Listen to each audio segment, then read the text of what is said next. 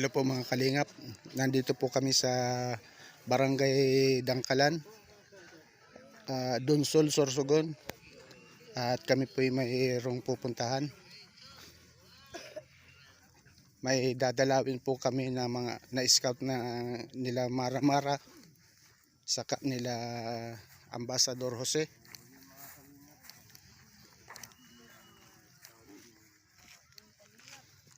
Ayan.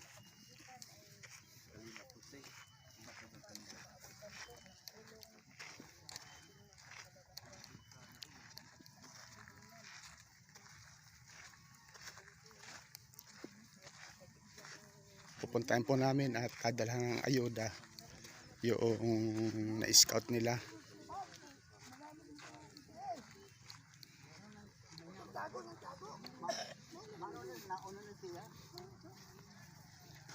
Ayan. Ito po ang tindi po ng init ng araw. God bless. Matindi po ang sikat ng araw.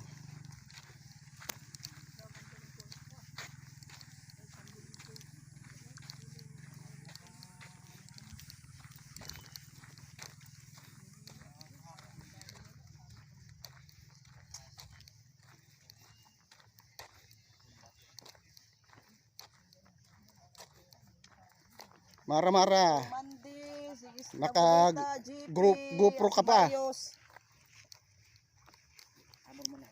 Ayaw ko maglakad. Kasi ano yung cellphone ko walang ano eh.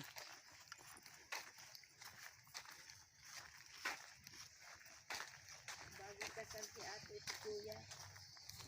Bagong kasal. Ayan, nasa unahan po si Kuya Bal. Pinapayungan ni Ate Edna.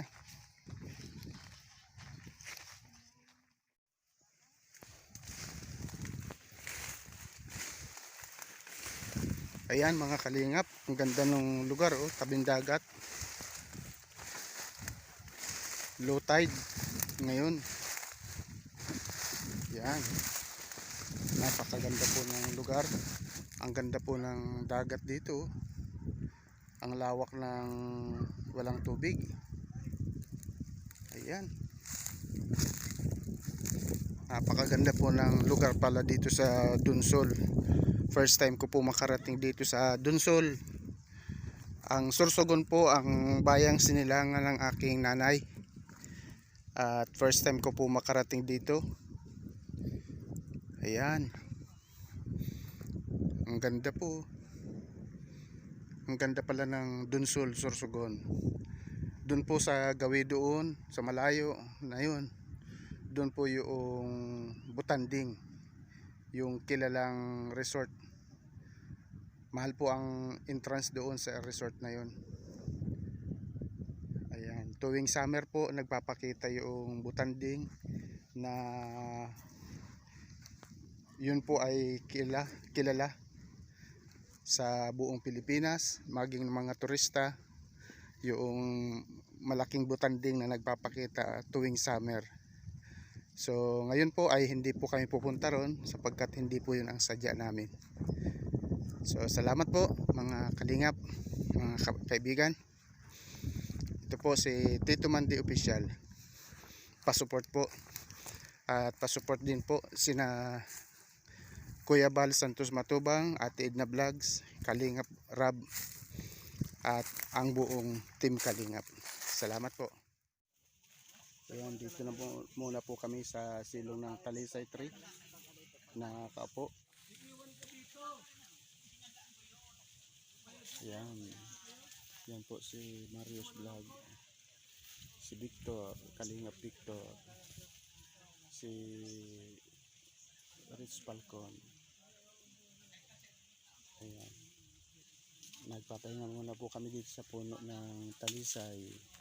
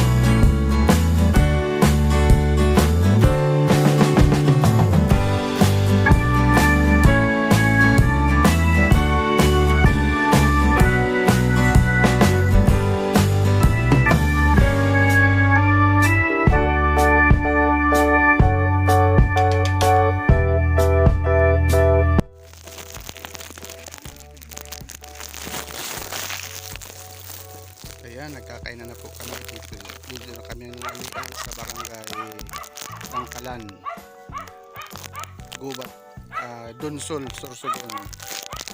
Ayan. Ayan. Tanghali na po. Alas 12 na.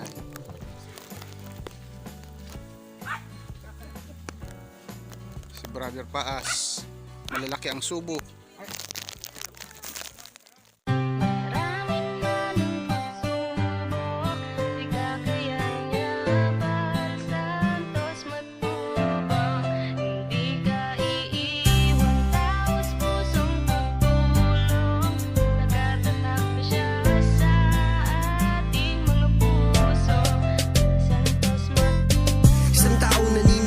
Maski na kailangan natin ng pagmamahal, tunay na walang katulad, nag-iisang Kuya Bal. Marami pa natutulungan at habang tumatagal, lumalawak ang paglingap, biyayan dala-dala at hindi na mawawala. Ikaw lang ang nag-iisa, Kuya Bal, walang katumbas ang dinulot mo saya sa mga taong tinulungan mong hindi naging iba. Itinuring silang kapamilya kahit di mo kadugo, ginabayan, inalalayan mo sila ng totoo. Tunay na walang katulad, kaya ka pinagpapala. Sana ingatan mo pati ang kalusugan mo. Ikaw ang liwanag sa dilim at sa kanila naniwala. Kuya Bal na walang sawa, tumutulong na may pag-usa. Di namin malilimutan mga mabuti mong gawa. Nakasubaybay kami lagi na handang tulungan ka.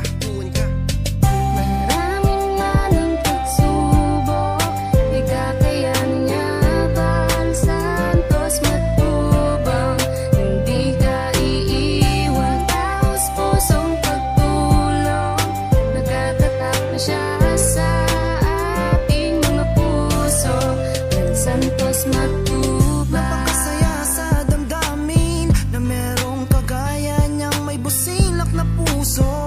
Bal Santos Matubang, di malilimutan ng mga taong kanyang tinulungan. Patuloy pa rin sa kanyang adikain na nasimulan upang lalong palawakin. Lingap sa may hirap na minahal ang karamihan. Siya ang ating sandigan, maaasahan. Hindi ka pababayaan, bukas lagi ang kanyang pintuan. Marami pang matutulungan. Ikaw ang gabay sa bawat laban, sa mga panahong na ihirapan. Ikaw ang aming tanging kalungan. Maraming manang pagsubok, di kakayanin niya Bal Santos Matubang. Hindi ka iiwan, taos pusong pagtulong. Nagkatatak na siya sa ating mga puso. Bal Santos Matubang. Kami naman ang magsisilbing boses ng mga natulungan mo ng maraming beses. Lagi namin pinapanalangin na sana ikaw ay pagpalain sa ganitong paraan. Malang mabatid mo, salamat namin. Kuya Bal, ikaw ang larawan lang sa mabuting Pilipino. Sa kabutiang puso walang sinisino. Ikaw nabigay pag-asa sa mga nagdurusa. Sana sa ganyang gawin ay wag ka na magsawa. Maraming manang pagsubok, di kakayanin niya Bal Santos Matubang. Hindi ka iiwan, taos pusong pagtulong. Nagkatatak na siya sa ating mga puso. Bal Santos Matubang. Salamat, Kuya Bal Santos Matubang. Maraming salamat, Kuya Bal Santos Matubang. Maraming salamat, Kuya Bal Santos Matubang. Maraming salamat. Maraming manang pagsubok, di kakayanin niya Bal Santos Matubang. Hindi ka iiwan,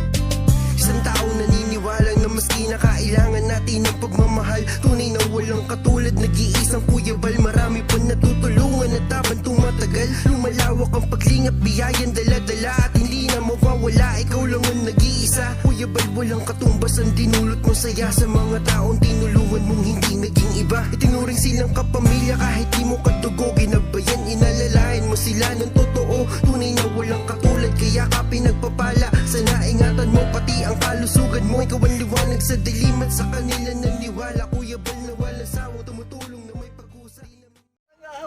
Takbo ka na lang. Takbo na lang po. Kasama na ko. Sama na tayong tumakbo. Bakit ka nga tumakbo? Ha? Bakit ka tumakbo? Ah, Bakit ka tumakbo? alin yun? Nandiyan na. Sabi ko, takbo nito. Pero yung kasama ko yun, master yun. Ah, Kaya kasi, Si Tatay Papsi? matagal nang buwan niya ng NGO. Binubula ko lang siya. Kasi wala akong baril. Baka ako'y biglang balbagan. parehas naman kayong walang baril. O, bariyo sama kami. Ah. Ay, anong alam mo, may contact siya. Ay, ikaw wala kang kontak? O, di, marami yun. Marami yun. Ako bagay yung nagkita tayo sa Pilar. Gabi na.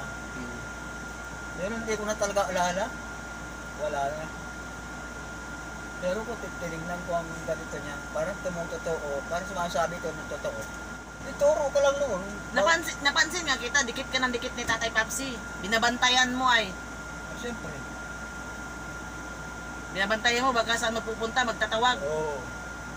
Ganun, maganda. Palayo na ako, palayo. Ang iniisip mo nun, iniisip mo nun sa, parang katapusan ko na ngayon. Pero mabait. Kinunang ka nga ng buko. Alam mo dyan, pag talagang oras na, walang mabait, walang matapang dyan. Eh, oras mo na yun. Oras mo na yun. Nagkwento pa si Kuan, yung kasal mo. Hindi ba yun? Kanina. May kasama yan, may baril. Oras mo na ngayon. Putak yan, baka nga totoo. Ito, mawala. Naisip mo pa talaga nung time na yun na parang katapusan ko na ngayon. Oo. Bakit dito tayo napunta? Wala naman yan sa schedule ni Uwal. Dito. Tapos sinabi ko ba, ito pala headquarters. Naku, daban niya. Headquarters. Ang dami ko sa, dapat hindi tayo dito magpagabi. Andar na ako akin ako. Ay, naghabulan na. May babae nga doon nagtanong. Sabi niya, ano daw, Sino natanungan? yung babae nagtanong sa amin, ano daw ginawa, nag-English? Nag-English yung babae, ano ba yung sabi niya, oy? Ano daw ginawa namin, ano daw meron dito, yung nag-English siya. Sabi ko Matanda na, matanda, bata pa. Bata pa. Balik lang yan sa militar.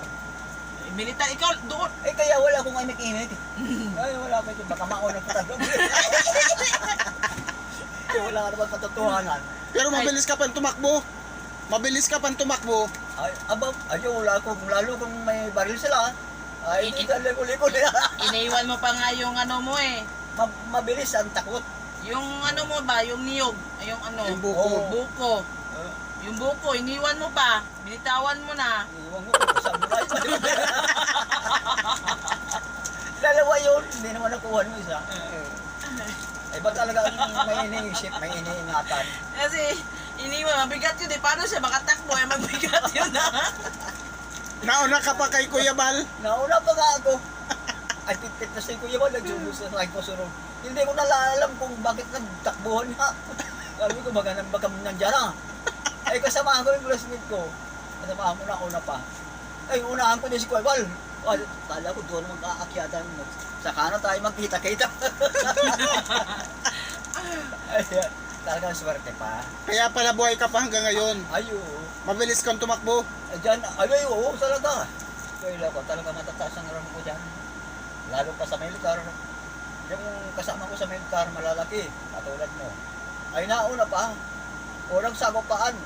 Tama agad pag hindi dyan, dito. Ay, malalaki ay. Hindi makatago. Ikaw maliit. Ako maliit ako sa nakatago pa ako sa pinakamababa. Ay, masing gunner ang aking kabady. Malaki. Nakalima yun. 5 ang napatay niya. ika-anim siya. Sentro yan. Biyak yan. Usos market. Pas pinasaan ko na. Puno ako ng dugo. Nung bata ka ba, chick boy ka? Oo. Totoo yan. Hindi, bawat mga lugar, mayroon ako. Basta sundalo kasi madaming babae kahit saan. Ewan ko sa kanila kung makapatay na yun ba? Oo. Di marami ka ding anak. Ay sabi nga niya, sabi nga ni JP, baka anak mo yan. Sabi ako, baka tuloy-tuloy na itong marimate na ako dito. Mabuti, hindi na nga na, surti lang tao. Sabi ni Kuya Bal, hindi ka namin naiiwan dito. Ay, nauna pa ako sa kanya, pa na maiwan. Tay, parang aabot ka pa ata ng 100 ba? Aabot ka pa ata dahil makatanggap ka pa ng ayuda sa gobyerno. Oo, magkano pinatanggap ko? 100 din. 100,000. Kaya magpakabuhay ka. Oo, meron na, mayroon, babae lang. Babae. Magpakabuhay ka nga kasi sayang yung 100. Naka-wheelchair lang. Anong tanggap yung mga po na? Pag umabot ka ng 99 edad mo, Meron na. huminga ka talaga ng huminga ka ng huminga. Huwag kang bibitaw. Sayang yung 100K. Oo. 100,000. Oo. Tapos magde-date tayo nun. Akin yung 100 mo. Mag-date tayo. Ha? Wala na, hindi na natin date.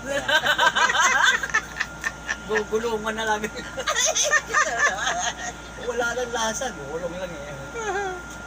Kailangan huminga ka. Oo. Abutin mo talaga ng 100 na edad mo. Ayun lang nga sa mga edad ko. May paimpong, may paapoy. Yan. Aabot ka talaga ng 100 kasi malakas ka pa tumakbo ay. Malakas pa. Nakita niyo ko tumakbo ko. Oo, grabe ang takbo mo ay. Hindi ko talaga, pero sabi ni Kobal, hindi ko namin naiiwan. Paano mo ako maiwan? Nang nauna sa unang pa, nauuna ko sa kanila.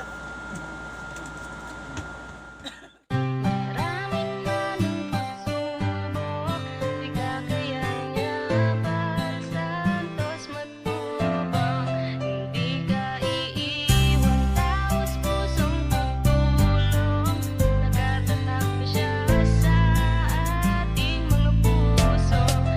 Santos matubang. Isang tao naniniwala na maski na kailangan natin ng pagmamahal. Tunay na walang katulad, nag-iisang Kuya Bal. Marami pa natutulungan at habang tumatagal, lumalawak ang paglingap, biyayan dala-dala at hindi na mawawala. Ikaw lang ang nag-iisa, Kuya Bal, walang katumbas ang dinulot mo saya sa mga taong tinulungan mong hindi naging iba. Itinuring silang kapamilya kahit di mo kadugo, ginabayan, inalalayan mo sila ng totoo. Tunay na walang katulad, kaya ka pinagpapala. Sana ingatan mo pati ang kalusugan mo. Ikaw ang liwanag sa dilim at sa kanila naniwala. Kuya Bal na walang sawang tumutulong na may pag-usa. Di namin malilimutan mga mabuti mong gawa. Nakasubaybay kami lagi na handang tulungan ka. Maraming manong pagsubok, di kakayanin niya bawat santos matubang. Hindi ka iiwan, taos pusong pagtulong. Nagtatatag na siya sa ating mga puso. Yan santos matubang. Napakasaya sa damdamin na merong kagaya niyang may busilak na puso. Para Santos Matubang, di malilimutan ng mga taong kanyang tinulungan. Patuloy pa rin sa kanyang adikain na nasimulan upang mga kalingap, nandito po kami ngayon sa ginagawang parang hospital ito dito sa Dunsol. Abandonadong building, hindi naman abandonado, hindi po ginagamit na building. At ang pagkakaalam po namin, ito ay government property at hindi rin po alam, parang ginawa lang po itong holding area nung pandemic. Ayan, bagong building pa po ito at hindi pa po ginagamit, walang gumagamit ngayon. At ang sabi po ng mga taga rito ay kay mayor ito, yung mayor ng Dunsol. Ayan, ito pong lupaing ito, itong property ito ay kay Mayor ng Dunsol. Ayan.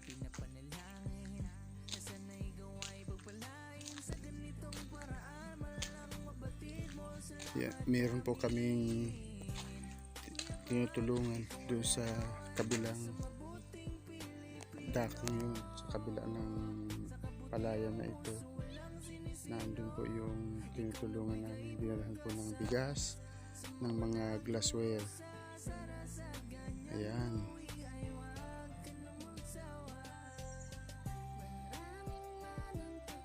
Nagpaiwan lang po kami dito para hindi po gaano marami ang pupunta sa lugar na yun, para po hindi crowded.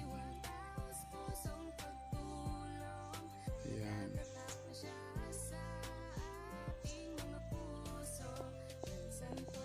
Yan pong palayan na yan at nyugan ay kay Mayor po yan.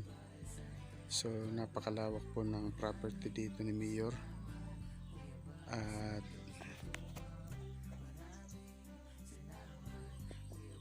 ito naman pong kabilang ito ay mga individual na may mga alagang baboy. Yan, paalaga po ni Mayor yung mga baboyan dyan. Binibigyan nilang po ng upa, ng parte yung mga nag-aalaga ng baboy. So marami po yan, dikit-dikit na maraming kulungan ng baboy dyan sa lugar na yan. Hindi naman piggery kasi maliliit na bahay lang na tangkal, ng laman ay mga 3-4 na baboy. Pero marami po yan na kung saan yung nag-aalaga po ng baboy ay binibigyan na lang po ni Mayor ng parte parang sa pag-aalaga. Yan po yung pinaka-livelihood ni Mayor sa mga residente nila dito sa lugar na ito, dito sa barangay na ito. So magandang estratehiya din po ng Mayor na yung lupa niya pinagamit niya doon sa mga taga-barangay at binigyan niya ng hanap buhay yung mag-alaga ng baboy. Yan. Akala po namin yung mga bahay na yan, maliliit na bahay na yan ay ang nakatira tao. Hindi pala, mga baboy pala ang nakatira sa maliliit na mga bahay na yan. Yan. Makikita po natin mga kubo-kubo. Pero ang nasa loob po niyan ay mga baboy. Ang kulungan ay mga kawayan lang. Temporary lang siya. Siguro yan pagka-harvest ng baboy ay wala na rin yung mga kulungan na yan. Kasi po hindi po yan simentado. Mga kawayan lamang po ang pinakadingding ng kulungan ng baboy at ang simento lang po ay ang flooring ng kulungan. So yan po mga kalingap, matalino ang Mayor dito. Ayan. So ito po yung mga kulungan ng baboy. Yan.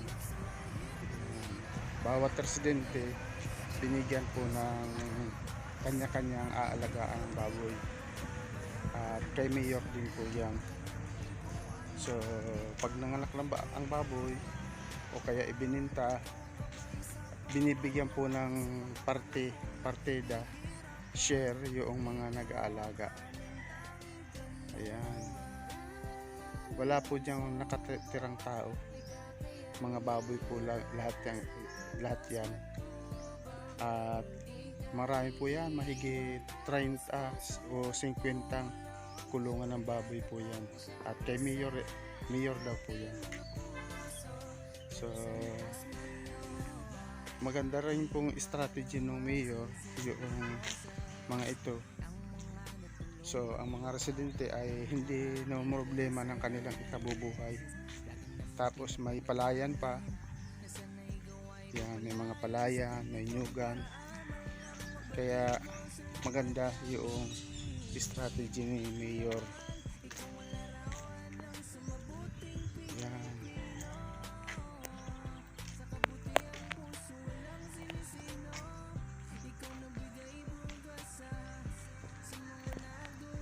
Ito po ay Barangay Gimagaan. Yan. Naroon po yung aming service.